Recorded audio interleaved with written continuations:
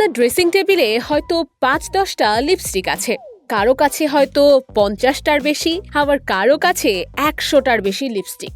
কিন্তু বাইরে যাওয়ার সময় বারবার হাত যায় একই রঙের দিকে। কখনো ভেবেছেন কেন?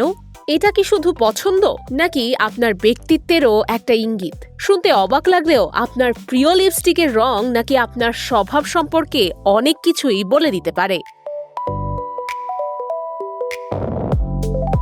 মনোবিজ্ঞানীরা বলছেন, মানুষের পছন্দের রং অনেক সময় তার স্বভাবের কিছু বৈশিষ্ট্যের ইঙ্গিত দেয়।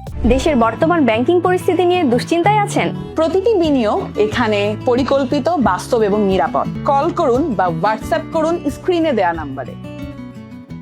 যদিও এটি শতভাগ বৈজ্ঞানিকভাবে প্রমাণিত নয়, তবুও অনেক ক্ষেত্রেই মিল খুঁজে পাওয়া যায়। যদি আপনার পছন্দ লাল লিপস্টিক হয়, তাহলে আপনি সম্ভবত আত্মবিশ্বাসী, সাহসী এবং নিজের মত প্রকাশে স্বচ্ছন্দ। নতুন চ্যালেঞ্জ নিতে ভালোবাসেন এবং নজরের কেন্দ্রে থাকতেও আপত্তি নেই। গোলাপি বা পিঙ্ক শেড পছন্দ করেন?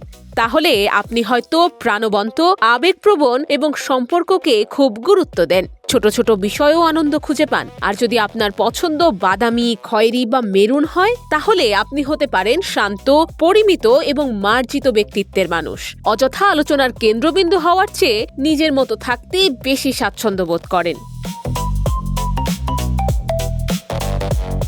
নোট শেড ভালোবাসেন যারা, তারা সাধারণত বাস্তববাদী ও ভারসাম্যপূর্ণ। পরিস্থিতি বুঝে নিজেকে মানিয়ে নিতে পারেন এবং নিজের স্টাইলকে রাখেন সাদামাটা কিন্তু রুচিশীল।